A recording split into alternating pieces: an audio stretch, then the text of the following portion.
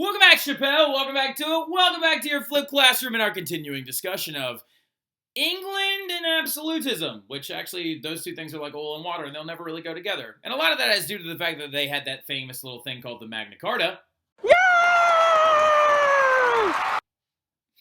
Exactly, right? So we had to understand, though, really quickly, where we left off in class, all right? And how that document, the Magna Carta,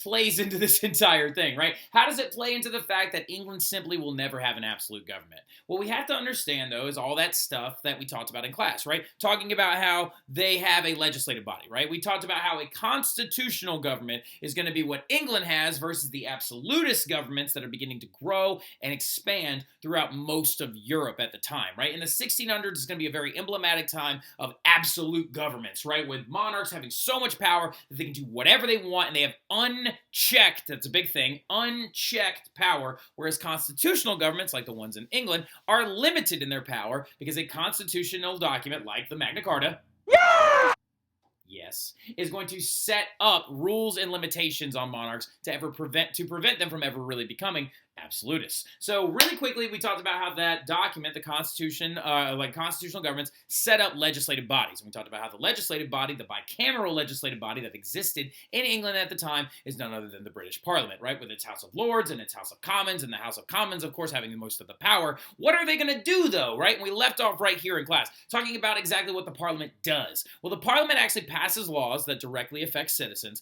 They uphold basic citizen rights as well. So most constitutional governments have a constitution that outlines basic human rights. For example, the one that existed in England at the time, I'm not going to say it again and throw Kermit back at you again. I'm not trying to kill the joke, but the joke is still really great, and you'll better keep saying it. Not like Leilani and Milani the other day in class going, it's yay. All right, so now look, big thing about it, though, is all these documents uphold basic civil rights, okay, or basic human rights. For example, in that old school document known as the Magna Carta,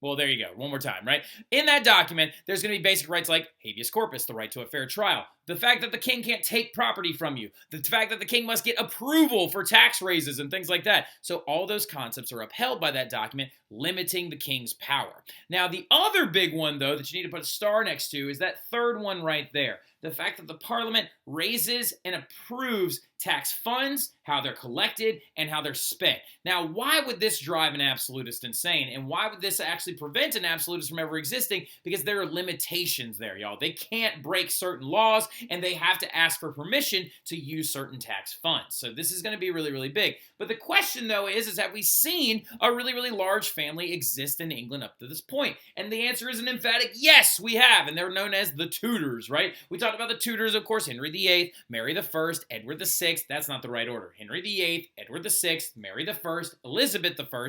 We talked about their reign as the Tudor monarchs of England, creating a brand new church, separating themselves from the Catholic Church, and then also evoking a very, very large amount of monarchical power. The most monarchical power that England has ever actually really seen. Well, really quickly, when we're looking at the Parliament and the Tudors, did they get along is the question. And the answer is an emphatic yes, right? Henry VIII had to work with Parliament to create the Church of England. He had to seek their approval. They had to buy into this whole system, and they had to invoke those laws throughout the entirety of England. They did those things for him. He did things for them. He created the enclosure system. He helped out the nobles. He made rich people that were already in the Parliament richer, and they helped him create his more political, dynamic government under this new church. So they worked really, really aggressively well together. But something we need to understand, though, is that Tudor line is going to rise out, and we're going to see the rise of a new family, right? The rise of the new family is called the Stuarts, right? The Stuarts are going to be coming into control of the English monarchy, and they are not even English. They're Scottish. Now, so when we're looking at the growth of the Stuarts, though, why are they showing up? Well, y'all got to remember something, y'all. Elizabeth ain't gonna live forever, right? And in 1603, she dies, right? In 1603, Elizabeth I died, okay? I don't really remember why she died. I'll have to look that up, and we'll talk about it in class, okay? But in 1603, she dies from some various form of cause of illness or whatever. And what's going to end up going down is the Tudor line dies with her. Why does the Tudor line die with her? Because she never got married, y'all. You got to remember that. She never got married. She never got married. She never got married, and she proclaimed herself the Virgin Queen of England, right? And she actually used her singleness and availability to actually, like, basically use it as a diplomatic token. Like, oh, well, if you enter into this treaty with me, maybe I'll marry your prince, or, oh, blah, blah, blah, blah. And she kind of flaunted it and used it aggressively as a power dynamic, which is actually really, really cool. Good for you, Elizabeth, like, using the old system to your favor, right? Very powerful lady, very awesome lady. We'll talk about her a little bit more in class too. Talk about how like she used to cover her face in white makeup and it was full of lead and it kind of drove her nuts by the end of her life. Now going into it though, who are these people though? So her closest living relatives are known as the Stuarts, right? And they are actually from Scotland, all right? Now here's the interesting thing about it is the person that was supposed to take over after she died is this woman known as Mary Queen of Scots. Maria, have you ever heard of Mary Queen of Scots before? Yeah, Bloody Mary. No, different. See, this is a common nomenclature mess up. Mary Queen of Scots is actually the Queen of Scotland. Bloody Mary is Elizabeth's sister, who is Bloody Mary, is Mary the First. They needed better names. They did need better names. She's More right. names. More We names. need more names. More creative names and things like that, I agree, are really cool. Yeah, like so we definitely should be like expanding past just Mary and Elizabeth and stuff like that. Now, going into it though, Mary Queen of Scots, the Queen of Scotland, is the woman that was supposed to take over next. Well, here's the thing about it. She's already dead because Elizabeth actually had her executed. Ugh, why did that end up happening? A lot of it has to do with the fact that we don't really, like, it's a hard thing to explain, okay? So Elizabeth is going to actually not trust or end up not trusting Mary Queen of Scots because of some attempts on her life, okay? Well, what ended up going down is let's look at that backstory, right? Who was that guy that Elizabeth was really frustrated with? Though none other than the man married to her sister, the real Bloody Mary, Philip II. Philip II is aggressively Catholic. Now, he thought that he had an ally in Scotland as well, named Mary Queen of Scots. Mary Queen of Scots is also aggressively Catholic. So see, here's a really, really important moment, a pivotal moment in the dynamics of the English monarchy, okay? So Mary Queen of Scots was very, very Catholic, okay? And she had been around quite a bit for quite some time. She actually was married to the King of France for a little while. She almost got married to Edward, Elizabeth's brother, when she was 6 months old, which is a little bit weird. So Mary Queen of Scots, though, was a very aggressive Catholic leader from Scotland when it was actually separated from England. Now, something that y'all also need to know is where Scotland is. Scotland is the northern region of the Isle of Britain, okay? So, like, where England is in the south, connected to it in the top part, that's Scotland up there, right? And you got Ireland, the island, right next door, all right? When you combine all those things together, you get what's known as the United Kingdom, of course, when you go Northern Ireland or you go Great Britain, right? So, when we're going into this, though, Mary Queen of Scots apparently was like had her life threatened in multiple ways, and then also what ended up happening is she killed her husband. And we'll talk about that a little bit later on, but she runs away to go to find Elizabeth, and Elizabeth places her under house arrest for a large period of her life. Well, what ended up going down is Elizabeth's like spies intercepted a letter that was threatening to have Elizabeth executed or assassinated, and it actually was addressed to Mary Queen of Scots while she was under house arrest, right? And so actually Elizabeth is forced to have her cousin executed, and we'll talk about her execution story in a little bit. So she's supposed to take over, but she can't because she's dead. But she did have a son, okay? So the throne is going to pass to this guy instead. None other than a man named James VI of Scotland, who is very Protestant, which is a little bit of a smoother transition. He's actually going to be a Presbyterian / Anglican at the time, and he's going to adopt the Church of England as his own. He's a Protestant, and he is the son of Mary Queen of Scots. Now, some of you are like, wait a minute, Mr. Terry, is he going to be really upset when he comes into power because Elizabeth killed his mom? Well, interesting little fact here. Not really. He didn't really know his mom, actually, because she went under house arrest when he was a year old, right? He was a baby when he last saw her and stuff like that. So he didn't really have any connection to her. And then also she was Catholic. So he was just like, this isn't really going to help me anyway. And so he wasn't really that upset at all. But James VI of Scotland will become the new king of England, right? And James VI is a funny little personality guy because he literally has all of these different little things about him because he's a very, very flamboyant dude. He like really loved to party. He wanted to exert more power. And he thought that English kings just really didn't quite have enough power. But when he actually rises to this moment in history, he becomes James I of England, right? Because he's the very first king named James of England. So that means we've got two friggin' numbers on our hands. This guy is often known as James I and the sixth, right? So like now, whenever you write him down as James the First and the Sixth, the son of Mary, Queen of Scots, who becomes the Scottish King of England. Well, what's going to happen though, also when this occurs, write this down, is a moment known as the Union of the Crowns in 1603, because the crown of Scotland and the crown of England will become combined together, and it will actually cause one large kingdom with Scotland and England under the same reign. But here we go. I'm going to clip in this other flip that I actually used last year. It's really, really great at explaining James's early reign and how one time he almost got blown up. But we'll talk about that a little bit later on. I'll see y'all soon. In his mind, he saw himself like this. He believed in himself to be an absolute monarch, right? He thought that he had the divine right of kings. He was like, I should be able to do anything I want. I should be able to say what I want, spend the tax money how I want, and do anything, anytime, whenever, okay? Because he absolutely loathed the parliament. James the First, oh wait, James the First, you see what I did there? I thought Mr. Terry... Mr. Terry, I thought that you said he was James the Sixth. All right, so really, really quick, I hear what all of you are saying. He is James the Sixth, and he's also James the First, okay? So really, really quickly, let's pump the brakes real quick and explain that real fast. He is the sixth king of Scotland named James. He is the first king of England named James. So the thing about it is when you see him on the test, it's going to say James the first and the sixth, okay? So when he takes over, though, a big thing's going to happen, and the crowns of Scotland and England are going to be united, and they're united into one contiguous kingdom, right? Now, again, though, when he comes to power, he's very intense. He believes that he's an absolutist. He hates the idea of having to rule with a parliament. He doesn't want to do it whatsoever. Actually, at one point, he was supposed to go down an open parliament, and one of the advisors was like, oh, you haven't been to parliament lately. You need to go down to parliament. You need to go talk to them and stuff like that. And he said, God's wounds, I'd rather show them me arse, right?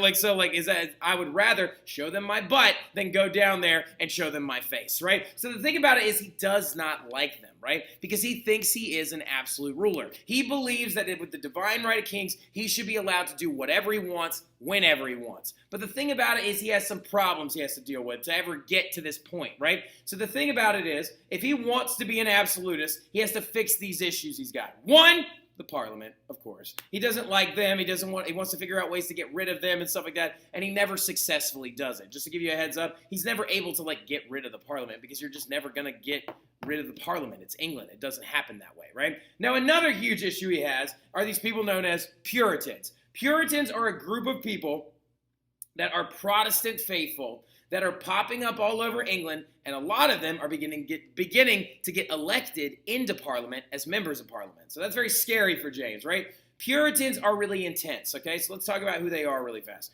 Puritans, that's their nickname, okay? Puritans are literally referred to as the people that want to take all the Catholic elements out of the Anglican Church. Now, to understand what we're talking about, you need to know what Anglicanism is, right? Anglican Church, that's Church of England. It's the one that Henry VIII started up. Oh, wait, Mr. Terry, you mean I have to remember something from an earlier unit?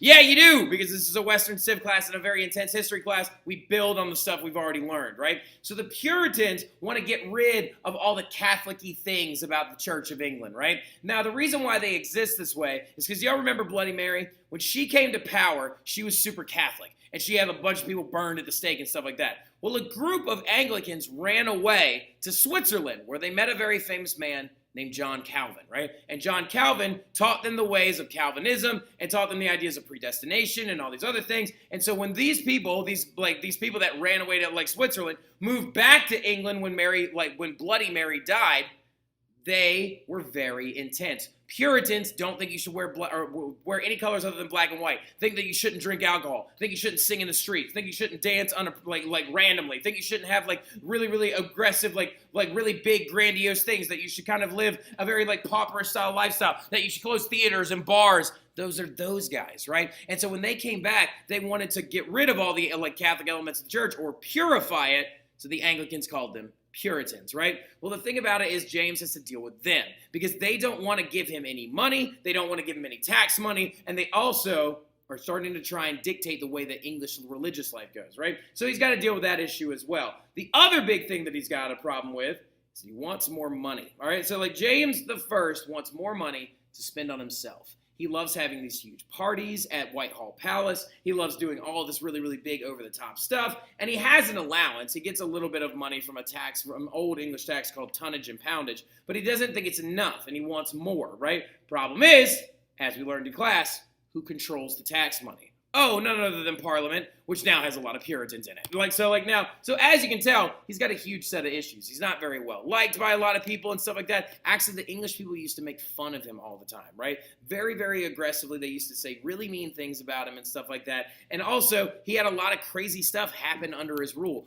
All these different things happened while James was in power. And he only ruled from 1603 to 1625, right? So from 1603 to 1625, which is about 22 years, a lot of stuff is going to happen to James in this time and process, okay? Now, interestingly enough, he was married. James the First and Sixth was married. He had a couple of sons. One's name was Henry. The other's one's name was Charles, right? Everybody was really, really excited for Henry to take over because Henry was young, charming, and a strapping young man that everybody thought was going to be a great king one day, right? Charles, on the other hand, is a sickly little boy and stuff like that who had to stay in Scotland because his family was nervous that he wouldn't survive the trip. Very skinny, had a stutter and stuff like that. Nobody wanted him to become king. He also was kind of a jerk as well. But the big thing about it, though, is just to give you a heads up, that's what his family life is like, okay? So a lot of different stuff, though, is going to go down in James's early rulings, all right? First of all, you know James very well. He's who the Jamestown colony is named after, okay? So in 1607, when Jamestown is actually founded, it was under his guidance, okay? Jamestown was founded with King James in mind. Named it for the Virginia Company after Queen Elizabeth, but in the long run, James is the guy that begins colonization of the United States, right? Or what is now the United States. Also, another big colony he's going to have set up is Plymouth, okay? Because those people are Puritan separatists, right? There's two types of Puritans that you need to understand for this lesson and stuff like that. There are Puritans who want to take all the elements out of the Anglican Church that are Catholic. And then there are Puritan separatists. Puritan separatists believe they're never going to get rid of those elements, so we should just leave, right? And so those people left, and they founded the Plymouth Colony. James granted them this charter, and in 1620, they founded the Plymouth Colony. That's a typo. I'm supposed to say 1620. Now, going into it, though, as well, as you can tell, James is very aggressive. He's very intense. He's also very Protestant, right? Well, the thing about it is a lot of people were really, really hoping when he came to power, they were like, look, we know James is a jerk. We know he yells at people. We know he freaks out. We know all these different things. But what we think will happen is for the Catholics that are secretly hiding out in England, maybe he'll be nice to us. Maybe he'll allow Catholics to worship in the public. Maybe he'll allow us to do these things because his mom was Catholic. So maybe he'll actually be chill about this. Turns out he wasn't. He actually passed even more laws not allowing Catholics to actually worship in public. And what's going to end up going down because of this is an event known as the Gunpowder Plot, where this guy right here that you need to write his name next to Gunpowder Plot, his name is Guy, G-U-Y, literally Guy, G-U-Y. His name is Guy Fawkes. F-A-W-K-E-S, okay? So Guy Fawkes and a couple of other Catholics, about 6 other Catholics, made a plan after James came out with more anti-Catholic laws. After more anti-Catholic laws came out, they decided that, you know what?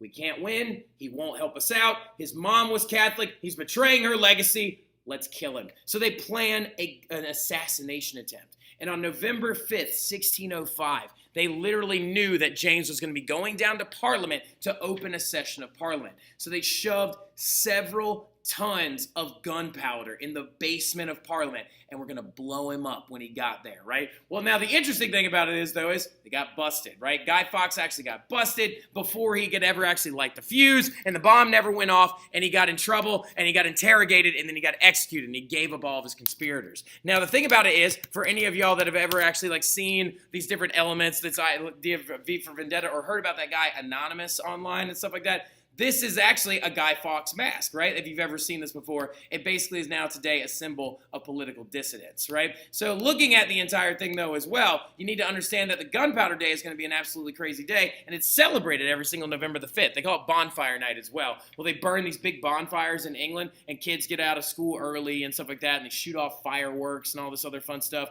And there's a really fun poem that goes along with the Gunpowder Day to talk about the day that basically the king almost died because he almost got blown up by a bunch of Catholics, because the Gunpowder Day is going to turn into an anti-Catholic holiday. And the poem goes like this: Remember, remember the 5th of November, the gunpowder treason and plot. I should think of no reason why the gunpowder treason shall ever be forgot, right? So as you can tell, it's a very important event in England, right? So this all, again, happens under James's rule, right? He's colonizing stuff. He's almost getting blown up.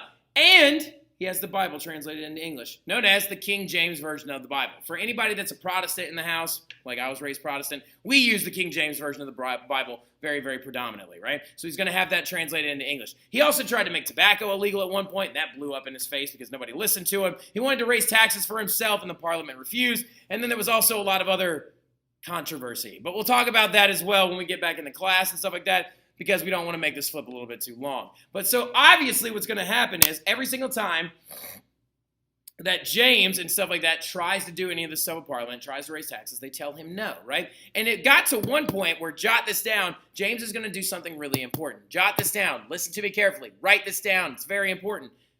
James actually at one point got so angry at Parliament that he dissolved them, which means he fired them, right? Which is a power that the King of England has, but you're only supposed to do it during times of emergency, right? And he only ever did it once because he got really, really mad that they wouldn't increase his tonnage and poundage, wouldn't give him more money and stuff like that. And so eventually he dies like in Whitehall Palace, and now rule is going to actually pass to his angry son. Well, remember, it's supposed to be Henry, the strong, strapping, handsome Henry that's going to take England into a grand new direction. Problem is, Henry died when he was 14, unfortunately. Sorry about that. I forgot that element of the story. No, I didn't. I always just like to say it for this point. Henry died, which means that now actually rule is passing to his son, Charles I, right? And Charles is not going to be a very nice person. He's going to be very, very intense, and we'll talk a lot about him in class. See y'all soon. Y'all have a good one.